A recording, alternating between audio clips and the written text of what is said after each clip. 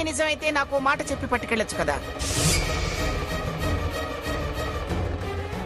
అవును, అసలు నువ్వు సీత చీరెందుకు కట్టుకున్నావు?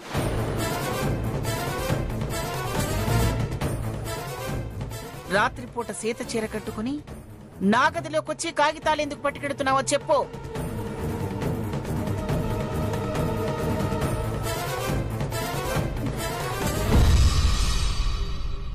అది దాని మెడలు వంచి నా చేతి వాటానికి పెట్టండి.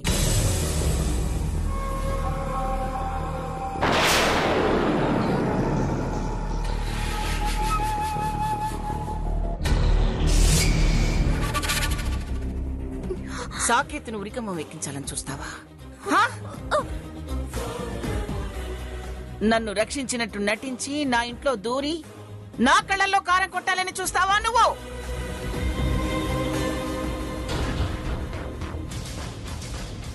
సీత నీ గురించి చెప్పినా నేను నిన్నే నమ్మానే.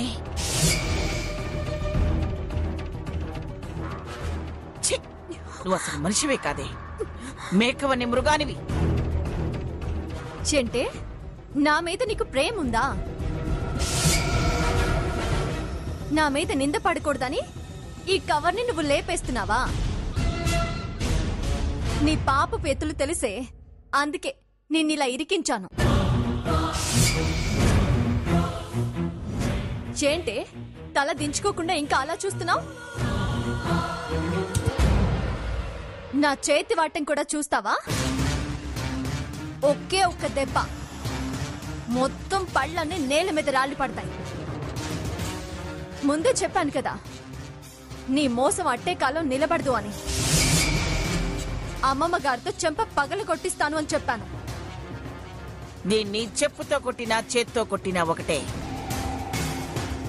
కొట్టడం కాదు నానమ్మా, చంపి పారేయాలి. రే రఘురాం ఆగరా, ఆ పాపం మనకెందుకురా? దీనక్క చచ్చి సాకెత్తినెత్తిన నేరం వేసింది, ఇంకా దీని చావు మనకెందుకు? ఏమిటాడు చూస్తున్నావు? ఏ నా చేతి దెబ్బ చాలేదా నీకు? మాట్లాడవే.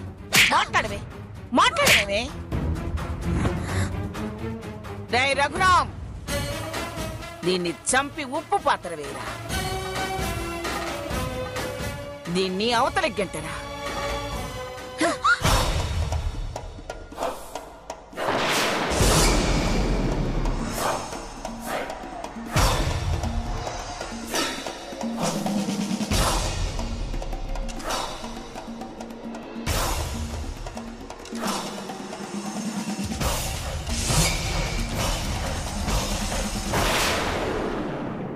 ఇంకా నిలబడి చావు కొని తెచ్చుకోకు, పోవతలకే.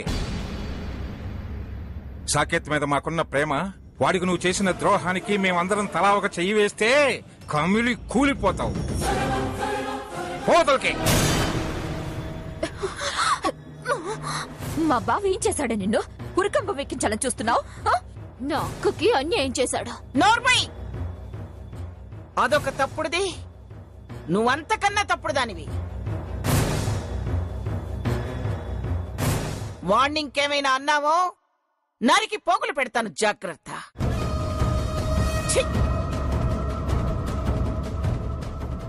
దాని మొహం చూస్తుంటేనే అసహ్యం వేస్తుంది. లాగే అవతల పడేరా రఘురాం.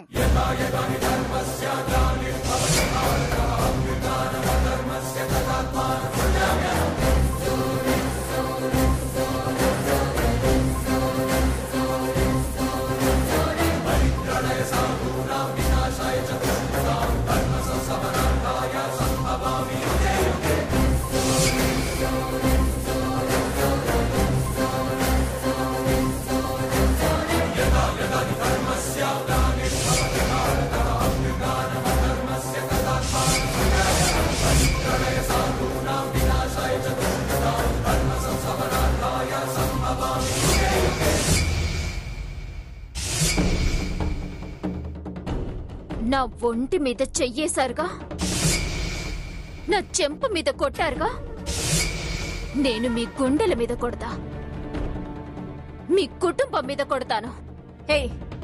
ఏంటి నువ్వు కొట్టేది? నీ మొహం. పో ముందవతలికి. సీత, నువ్వు పిఠాపురం ఇంటి కోడలివి. నేను మీర్జాపురం ఇంట పుట్టి పెరిగిందాన్ని. అయితే ఏమిటే పింజారిదానా? ఏ తలదీసి మొలేస్తావా? నేను నెత్తిన ముడితే నిలువున భూమిలోకి కూరుకుపోతావు. మీర్జాపురం అంట మీర్జాపురం. ఏ పింఛమేమైనా ఉందా నీకు నెత్తినా? ఉందో లేదో కోర్టులో తేల్చుకుందాం.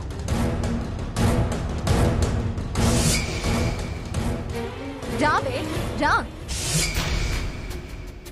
అదే కోర్టులో నీకు శిక్ష ఖరారు చేయిస్తాను. అది చూస్తాను. వదల్లో ఇంతకింత అనుభవించేలా చేస్తా. ఆ సాకేత్ ను వదల్లో. ఏ పోవే, మేము దయ తలిచి నిన్ను వదిలేస్తున్నామే. బతికిపోయానని సంతోషించక శబదాలు చేస్తున్నావా? శబదాలు పోవే. వెళ్తా. మీ అందరి అంతు చూస్తా. మీ జీవితాలు నాశనమయ్యేలా చేస్తా. ఆ సాకేత్ ను బురికంపమెక్కిస్తా. అంతవరకు నేను నిద్రపోను. మంగమ్మ,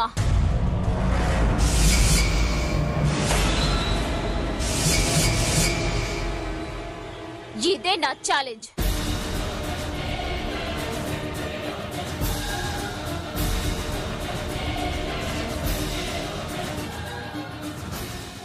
దరిద్రం వదిలిపోయింది.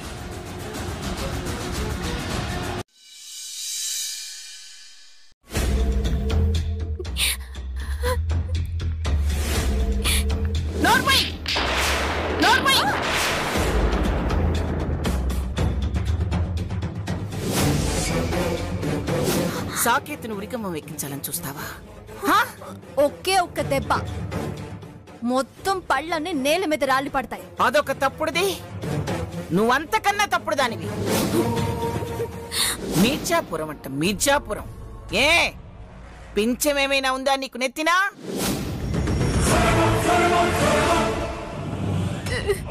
ఊర్మిళ, ఏమైంది? ఎందుకు ఏడుస్తున్నావు?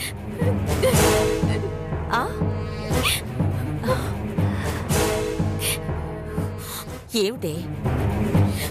ఏమైంది ఊర్మిళ? నీకు ఫోన్ చేసిన తర్వాత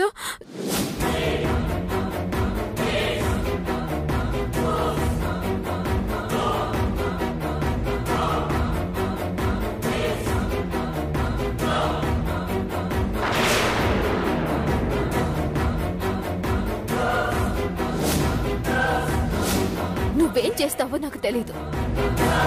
ఇప్పుడు నీలాగే నాకు కూడా టోటల్ గా వాళ్ళ ఫ్యామిలీ మీద కోపం, కసి, పగ పెరిగింది. ఆ సాకేత్ ని ఉరికంబం ఎక్కించడమే కాదు, మొత్తం సర్వనాశనమైపోవాలి. ఆ స్వర్ణ తాళి తెగాలి.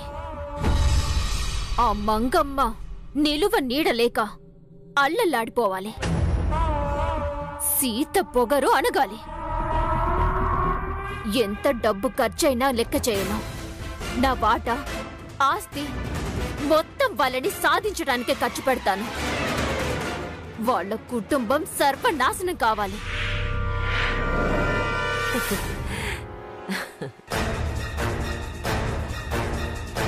నువ్వేం వర్రీ అవ్వకు. నాకు తెలిసిన నంబర్ 1 క్రిమినల్ లాయర్ని రేపు ఢిల్లీ నుంచి వచ్చేలా చేస్తాను. ముందు సాకేత్కి గురి, తరువాత వాళ్ళ ఫ్యామిలీపై గురి పెడదాం.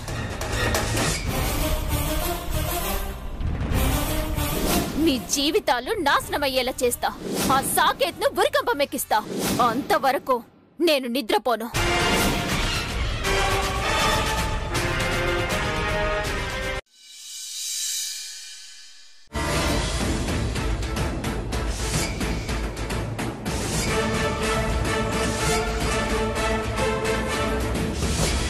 అదిగో వచ్చేసింది.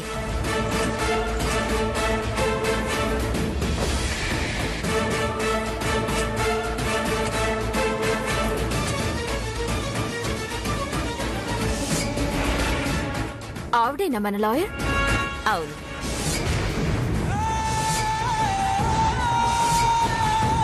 ఆవిడ పెద్ద క్రిమినల్లా ఉందిగా. ఊరుకో, పద వెళ్దాం. నమస్తే మేడం. మేడం. నమస్తే. నీకంటే క్రిమినల్నా? సారీ అండి. ఇలాగే ఇదే స్పీడు, ఇదే వరవడితో రేపు మీరు కేసు గెలిపించాలి. ఆ సాకేత్ని ఉరికంబం ఎక్కించాలి. రండి వెళ్దాం. వెయిట్, నేను రాను. ఏమైందండి? నాకు వినపడలేదు. ఓ అదా, ఊర్మిళ.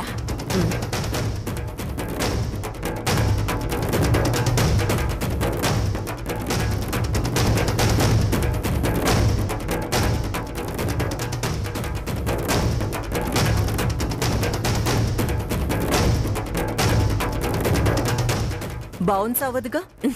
ఛాన్సే లేదు. ఒకవేళ అయితే కేసు రీఓపెన్ అవుతుంది, మీరు జైలుకెళ్తారు. లాయర్తో కలహం పెట్టుకునే ధైర్యం నాకు లేదు. రండి, ఆ ప్రొసీజర్ ఏంటో చూద్దాం.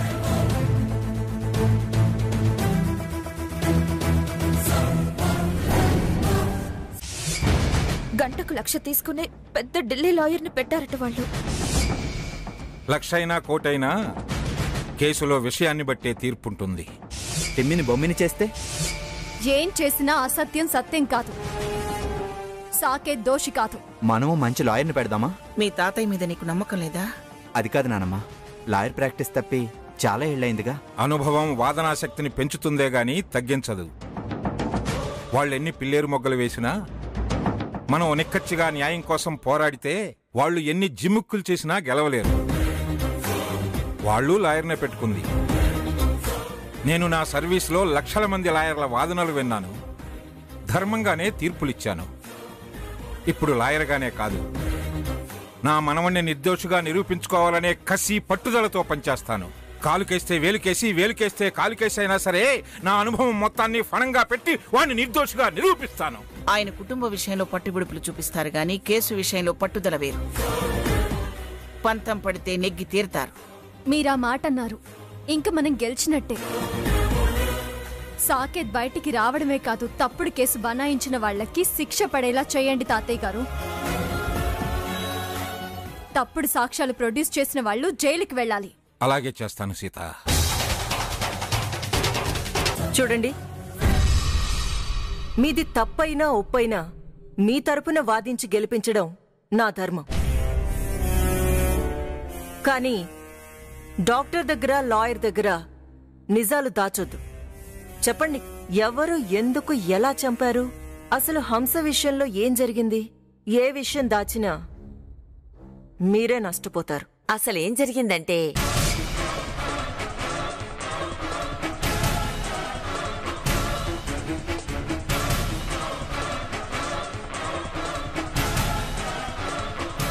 హంస సాకేత్ని బెదిరించింది నిజం. సాకేత్ వచ్చి హంస దగ్గర పిల్లాన్ని బెదిరించి బలవంతంగా తీసుకెళ్ళింది నిజం. మర్డర్ విషయం ఒకటే మిస్టరీగా మిగిలింది. సాకేతే చంపుంటాడని మా నమ్మకం. ఎందుకంటే హంసని ఆ తర్వాత ఎవరూ కలవలేదు. వాడు చంపకపోతే వేరే వాళ్ళకి చంపాల్సిన అవసరం ఏముంది? ఒకవేళ ఎవరైనా చంపినా సరే సాకేత్ని మాత్రం వదలతాం. వాడికి ఉరి శిక్ష పడాల్సిందే. అక్క మీద ప్రేమ సాకేత్ మీద కసిగా మారింది. ఓకే, నీ కోరిక తీరుస్తా. అవతలి లాయర్ ఎవరైనా సరే వాళ్ళని ముప్ప తిప్పలు పెట్టి 3 చెరువుల నీళ్లు తాగిస్తా. సాకేత్కి ఉరిపడేలా చేస్తా. లేకపోతే నేను ఢిల్లీ నుంచొచ్చి ఏం ప్రయోజనం?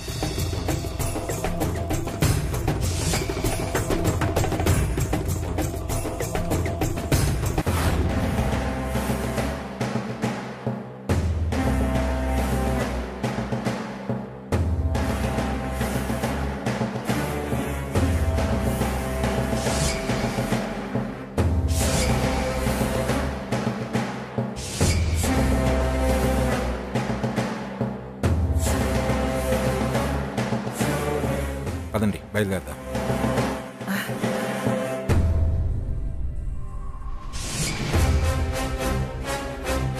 ఎంతకాలం అయిందండి మిమ్మల్ని ఇలా చూసి. నాకు అంతా కొత్త కొత్తగానే ఉంది మంగ. మరొకసారి మీ తెలివితేటల్ని మేధస్సుని బయటికి తీయండి. మనమే గెలవాలని పట్టుదలతో ఉండండి. నానమ్మా, తాతయ్య కంచు కంఠంతో కోర్టుని దడదడలాడిస్తాడు చూడు. ఎలాగైనా బావ నిర్దోషం నిరూపించండి తాతయ్య. చూస్తావు కదమ్మా ఎలాంటి లిటిగేషన్ పాయింట్స్ లేవనెత్తుతానో. మొత్తం కేసంతా స్టడీ చేశాను. వాడిని విడుదల చేయించే బ్రహ్మాండమైన పాయింట్స్ దొరికాయి. పదండి బయలుదేరదాం. తాతయ్య గారు ఆగండి, హారతి తీసుకుని వెళ్ళండి.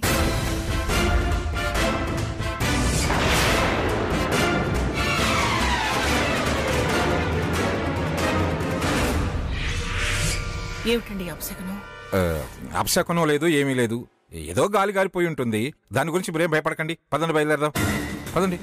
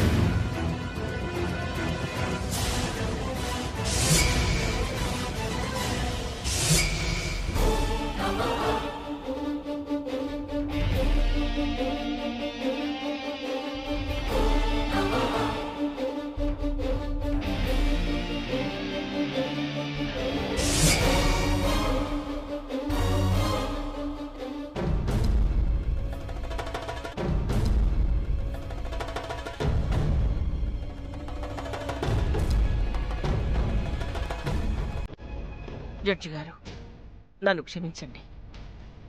నేను లేవలేని పరిస్థితి. అన్యదా భావించద్దు. అమ్మా, మీరు నన్ను గుర్తుపట్టకపోవచ్చు, కానీ నేను మీ ఆశీర్వాదంతో, ఆర్థిక సాయంతో ఈ స్థాయికి ఎదిగిన వాణ్ణి.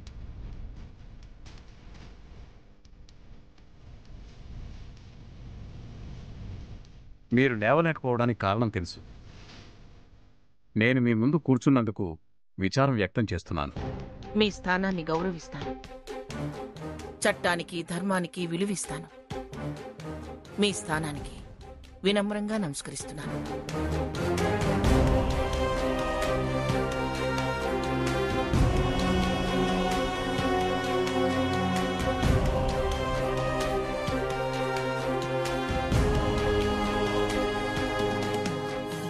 జడ్జి ఆవిడ మనిషిలో ఉన్నాడు. వాళ్ళ వైపు మొగ్గు చూపడుగా. ధర్మం తప్పితే అల్లరి పాలవుతాడు.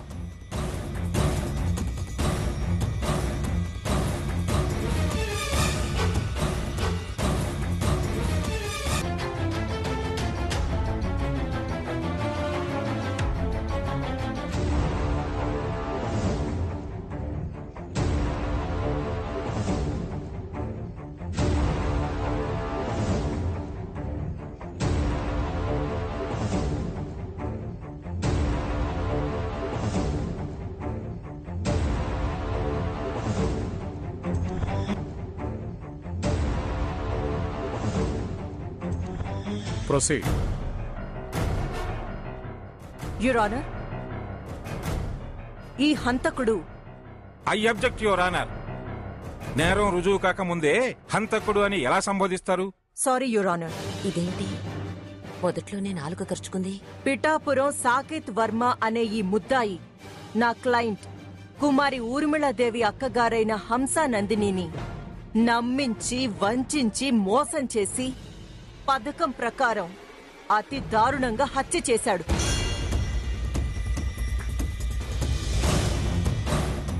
Objection your honour. అవన్నీ నిరాధారమైన ఆరోపణలు. నా క్లయింట్ అలాంటి వాడు కాదు. యువర్ ఆనర్, ఈ సాకేత్ వర్మ అతి గారాభంగా పెరిగి చాలా వ్యసనాలకి బానిసయ్యాడు. ఇతను స్వతహాగా స్త్రీలోలుడు. ఆడవాళ్ల జీవితాలతో ఆడుకోవడం ఇతనికి అలవాటు.